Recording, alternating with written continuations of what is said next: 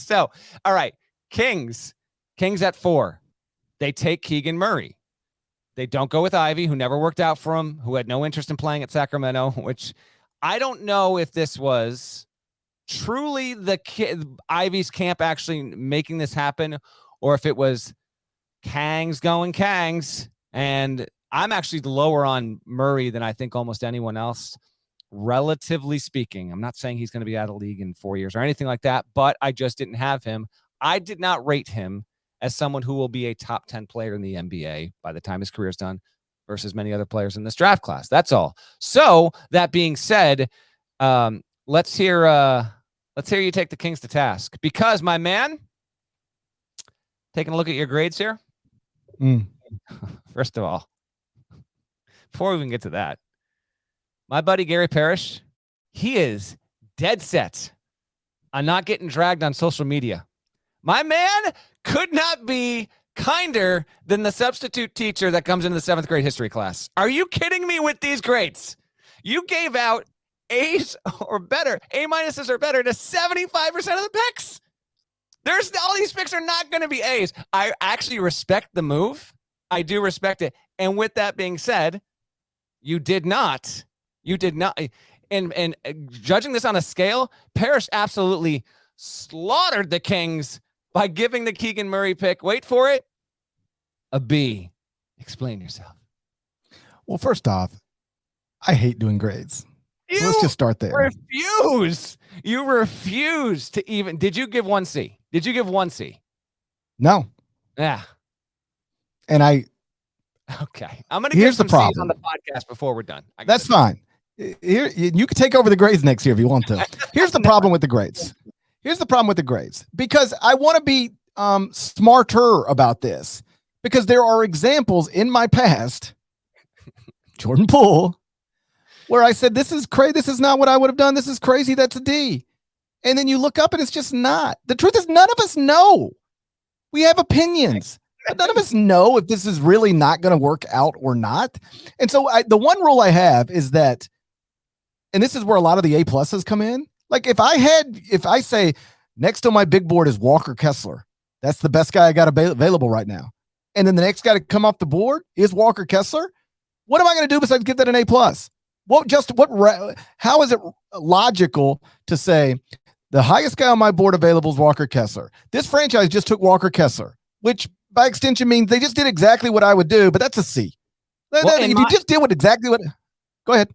That one specifically, here's why I would have given it a B or maybe a B minus, only because he's going to Minnesota, which has Karl Anthony Towns, and the fit. Not that they shouldn't have another really good big there, but I even said this on HQ. I kind of am suspect over if that was the right place for him to go to. So from a fit perspective, maybe that's not wind up being an A, but you're basically aligning your grades to your personal big board. And if the guys are slotted within 1, 2, 3 spots, it's going to be an A. I just poke for fun because I know why you do it. And it just, I get it. I have to have a little fun with you. That's all. No, of course, because it becomes a thing, because I know what it looks like. You're just following the grades on CBSSports.com. And it's like, here's another A, here's another A. I know what it looks like. But when you take the person I would have taken, I don't know what else to give you. And the other thing I've learned about this is nobody ever screen grabs and sends back to me, oh, GP, you said Luka Doncic is an A. Nobody has ever sent me an A that I got right. It's never been mentioned again in my entire life. It has never come up again. But boy, I get Jordan Poole tweets almost every day. And I get Emmanuel Quickley tweets all the time, although they slowed down a little bit this year, if we're being honest. They slowed down a little bit this year, but the Jordan Poole ones, they come all the time. So I'm like, what? Why am I doing this to my? I gave Golden State a D for drafting Jordan Poole. And that has been retweeted in my, like some guy just randomly today said, you are so stupid. That's the way the tweet started. You are so stupid. It's relentless, man. Relentless Warriors. I respect it because that is a force to be reckoned. Oh, I didn't hear a word from them the first 2 years of Jordan Poole's career. Not a word. In fact, when people started tweeting me about Jordan Poole this year, initially, I didn't even know why they were tweeting me. I would get random tweets like late, midnight central, and it'd be like, I hope you saw Jordan Poole go for 30 tonight. And I'm like, what? Why would somebody send me that? Like, I care about, like, I don't even think about Jordan Poole. And then I subsequently find out, oh, it's because years ago I gave Golden State a D for drafting him at the bottom of the first round. So I'm just like, well, I'm not setting myself up for that. Plus, like, you know, I have been way right about picks sometimes, and I've also been way wrong about picks sometimes. Just like Sam Presti, just like anybody who runs any NBA franchise. And so I'm a more lenient on the level of a GM. Yes, I'm basically the Sam Presti of the On College Basketball Podcast. This hour more often. My point is that everybody misses and everybody gets some stuff right. And nobody ever brings up what I got right. They only send me Jordan Poole. My Twitter mentions are just a bunch of Jordan Pooles. So if I can give out a bunch of A's and B's and prevent the next Jordan Poole thing from happening, then that's where I'm at. But Sacramento, I don't understand what they were doing. I say this as somebody who likes Keegan Murray. I just don't like Keegan Murray at 4. I like Keegan Murray at 5. And yes, there is a difference between those two things that is more significant than just one slot. And here's why. I think basically everybody, or at least most, let's just keep it at most, had Jaden Ivey as the 4th best prospect in this draft. Some higher, very few lower. And what that suggests to me is that there's a market for Jaden Ivey. And even if he won't work out for you, like he didn't work out for them, and he wouldn't send them any information. They were like, what's your blood pressure? He's like, yeah, you don't need to know my blood pressure. Like nothing. What's your cholesterol levels? You don't need to know my cholesterol levels. What kind of cereal you like? I'm not talking to you about that. And he did work out for Detroit and talk with them. And so his people were trying to manipulate it. Like, you can pick us if you want, nothing we can do about it, but we won't be happy and we're not cooperating. If you're Sacramento on that spot, if you do one of two things, you either say, we don't care. Like you're Jaden Ivey. You're not going to dictate what we do. This is the way the draft works. We finished 4th in the lottery. We're taking you. What are you going to do? Sit out? Go play for overtime elite? Like, what are you going to do? So you'd either do that or you say, who's in the Jaden Ivey market? We're taking him 4th.